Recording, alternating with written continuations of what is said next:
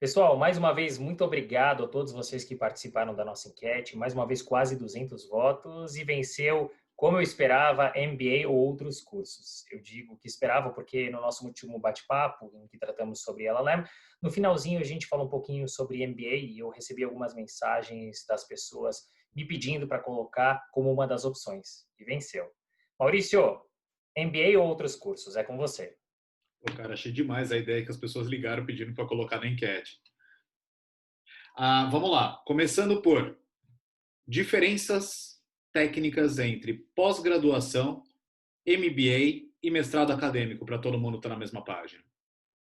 Maravilha, Maurício. Até para a gente poder debater e chegar ou não a uma resposta, a uma conclusão, é importante a gente trazer o conceito. Acredite se quiser, mas todos eles são pós-graduação. Sim, pós-graduação. Conceitualmente é isso, porque só podem ser realizados depois de concluída a graduação. Mas a gente tem que dividir aqui em duas etapas, tá? Dois campos diferentes. O estrito sensu e o lato sensu, que é aquilo que a gente vê no currículo. Mas o que que é? Estrito sensu é mais específico, é mais teórico. A gente está falando de mestrado, de doutorado e de pós-doc. O lato sensu, a gente está falando de especialização, que a gente acaba conhecendo como pós-graduação, mas são especializações.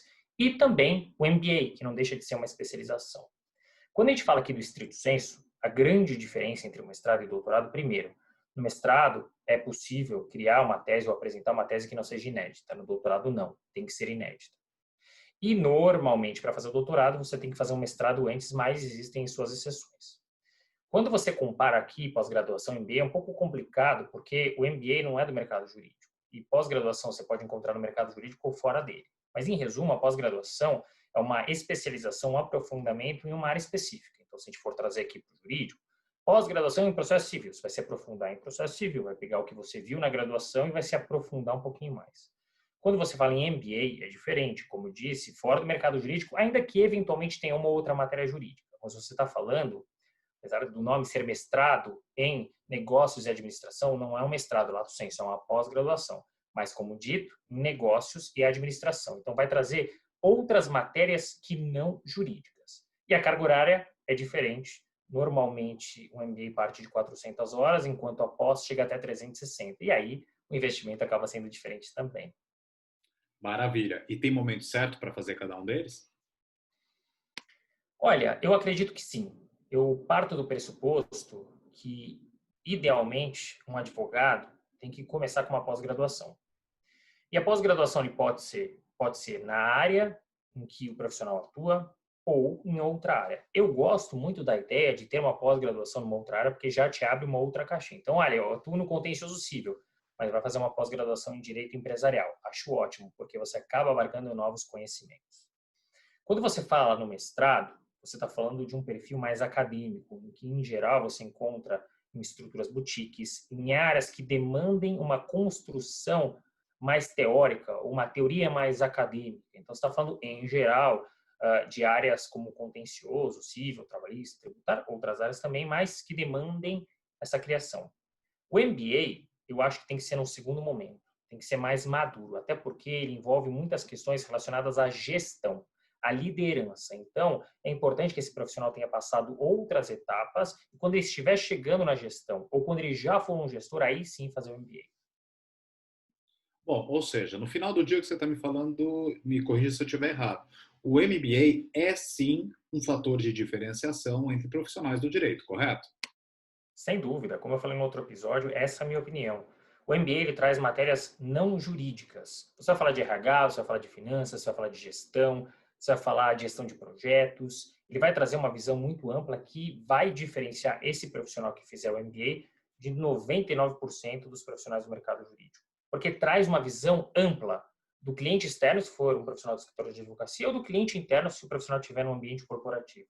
Não, sim, não tem, isso não tem nem dúvida, porque você começa em uma certa extensão dominar outros temas, né? Eu fiz finanças corporativas e você começa a entender muito melhor até quando você está em reunião com as outras áreas do cliente, né? Tive um caso que foi até engraçado.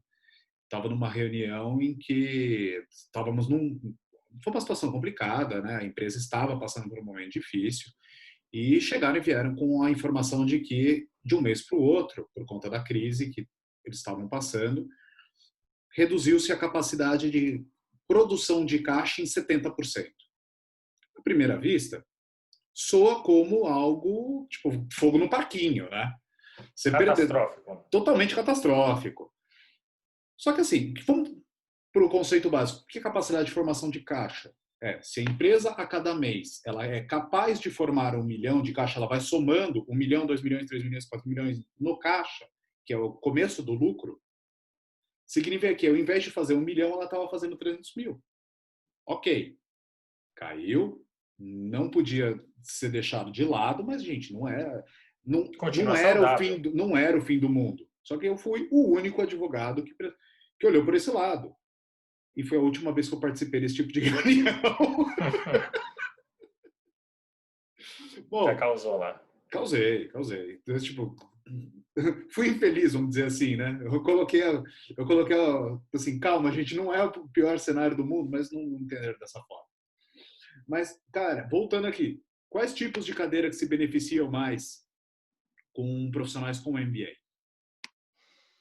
Eu acho que todo mundo se beneficia com um profissional formado no MBA, mas como dito aqui, a gente está falando de um profissional já no nível de gestão ou chegando ao nível de gestão. Então, seja num escritório de advocacia ou numa empresa, eu acho que o profissional que vai se beneficiar é o que está ou chegando a esse cargo e, obviamente, inerentemente, a empresa ou o escritório acaba se beneficiando do conhecimento desse profissional que já está nessa posição. Tem que ter essa maturidade, senão acho que não vai abarcar e não vai conseguir aplicar no dia a dia. Não vai ser benéfico de parte a parte.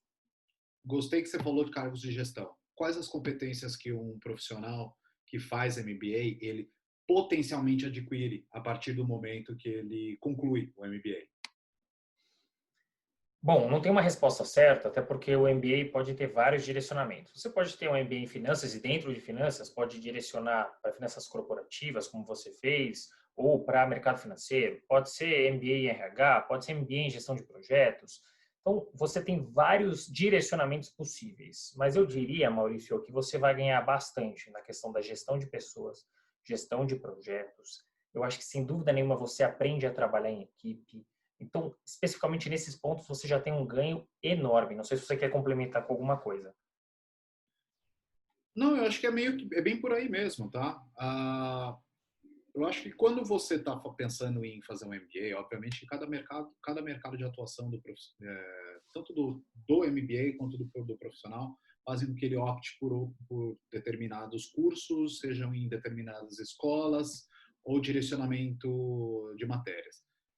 Mas, de uma maneira geral, o MBA ele é meio que construído originalmente, tá, para preparar pessoas para serem gerentes, tá, de outras áreas, não necessariamente jurídicas. E ele é muito voltado para que você construa conexões dentro da empresa e consiga conceber caminhos para que os projetos eles sejam tocados e as coisas se concretizem. Ele dá muito uma visão de execução. Eu acho isso muito bacana para a gente como profissionais do direito, que muitas vezes tem uma atuação, por mais que sejam de empresas com viés muito prover assessment, e você tende a mudar para um viés, para uma visão de como eu posso executar. Você fica muito mais conclusivo quando Prático. você extremamente prático. Acho que a palavra é uma ótima palavra para você trazer. E eu queria agora pular um pouquinho para o mestrado acadêmico, para a gente não deixar ele de lado. Quando, onde e por quê? Mais importante ainda do que isso. Calma lá, é mais complicado. Aonde que o profissional com mestrado acadêmico ele tende a ser mais requisitado? É um pouquinho até do que eu trouxe numa outra pergunta. O mestrado acadêmico, ele acaba sendo valorizado principalmente em estruturas boutiques e que demandem essa construção de teoria acadêmica.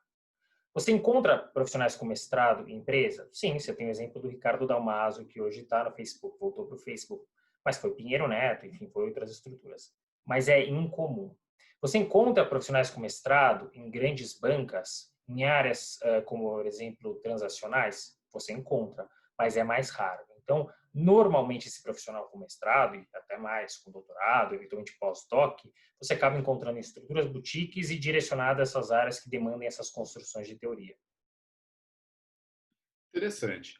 E agora tem um outro carinha que está aparecendo no mercado aí que a gente precisa falar também, que são, como eles chamam de, como é que eu posso colocar? Cursos de curta duração, cursos complementares e microlearning.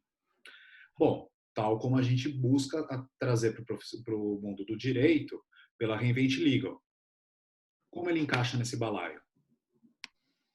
Maurício, isso é uma tendência. Isso está acontecendo no Brasil, mas a ideia e o que eu acredito é que vai crescer muito. Tá? Vou trazer um exemplo do mercado jurídico americano. Os advogados lá com o bar, eles precisam fazer cursos de atualização que podem ser presenciais, mas também podem ser através do mecanismo digital nas plataformas.